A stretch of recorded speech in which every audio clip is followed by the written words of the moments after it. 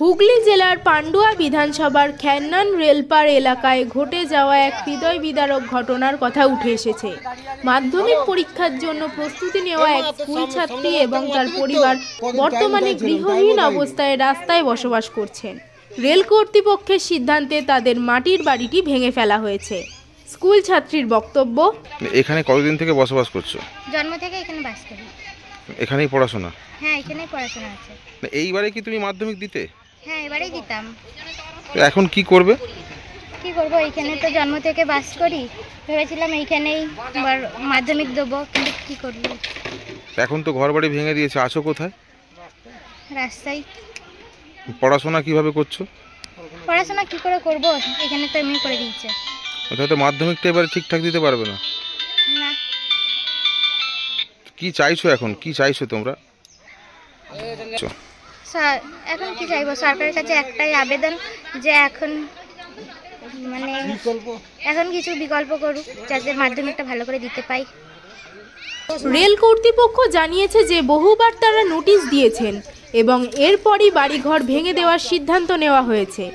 তাদের মতে দীর্ঘদিন ধরে অবৈধভাবে দখলকৃত জায়গাগুলি খালি করার জন্য এই পদক্ষেপ নেওয়া হয়েছে। এলাকাবাসীর বক্তব্য, আমি ব্যান্ডেল IW অফিসে গিয়েছিলাম, ছোট বড় যা অফিসার ছিল তাদেরকে আমি অনুরোধ করলাম যে আমার ঘরটা যাতে না ভাঙা হয়, আমার সরকার থেকে ঘর দেবে, জায়গা দেবে, সব ঠিকঠাক হয়ে গেছে, আপনারা কিছু টাইম দিন আমাকে। টাইম দিল না? না, টাইম দিল না। কি বললো এরা বললো আমাদের দিল্লি থেকে অর্ডার আছে। আপনার কি সরকারি ঘর পেয়েছেন আপনি? না, পাইনি, আমার এখনো ব্যবস্থা হয়নি। লিস্টে নাম উঠেছে? হ্যাঁ। কি বলছে পঞ্চায়েত থেকে, কিছু বলছে না? যে না, এখন পঞ্চায়েতের সাথে যোগাযোগ করিনি। এই ঘটনার ফলে সবথেকে বেশি ক্ষতিগ্রস্ত হয়েছে শিক্ষার্থীরা। তাদের পড়াশোনার পরিবেশ নষ্ট হয়ে গিয়েছে এবং জীবনের গুরুত্বপূর্ণ পরীক্ষার আগে এমন পরিস্থিতি তাদের ভবিষ্যৎ অনিশ্চিত করে তুলছে। পরিবারগুলিও রেলপারে থাকার স্থায়ী সমাধানের জন্য সরকারের কাছে আবেদন জানাচ্ছে। এখন প্রশ্ন উঠছে, মানবিকতার দিক থেকে এই পরিস্থিতি মোকাবিলা করতে কী ব্যবস্থা নেওয়া যেতে পারে? সরকারের এবং রেলের মধ্যে সমন্বয় ঘটিয়ে কি এই পরিবারগুলির জন্য কোনো স্থায়ী সমাধান সম্ভব? এই বিষয়ে সংশ্লিষ্ট কর্তৃপক্ষের থেকে আরও উদ্যোগ এবং এলাকাবাসীর সহায়তা প্রত্যাশা করা হচ্ছে।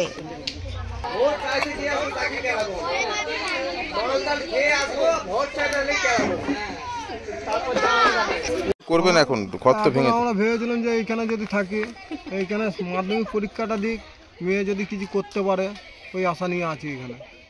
তো এখন তো ঘর ভেঙে দিয়েছে, পড়াশোনা করতে পারছে না, আমাদের লাইট ফাইট সবই তো বন্ধ। কোথায় রাস্তার আলোতে কি করে পড়বে মেয়ে পড়াশোনার জন্য কাঁদছে খালি।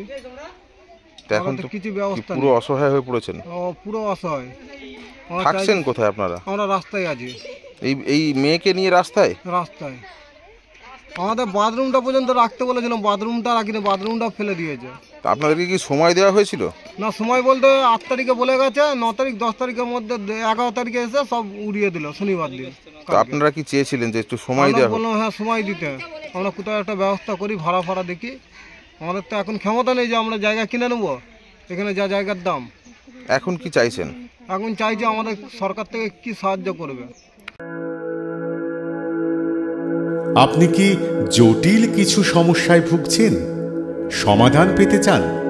যোগাযোগ করুন প্রখ্যাত জ্যোতিষ ও তান্ত্রিক মনসারাম ভট্টাচার্যের কন্যা মনসা কন্যার সাথে। প্রখ্যাত জ্যোতিষ ও তান্ত্রিক মনসা কন্যা হাওড়া জানবাড়ি ও হাতিবাগানের নিজস্ব মন্দিরেও বসেন। যোগাযোগ 9830106967 আর 9239655323।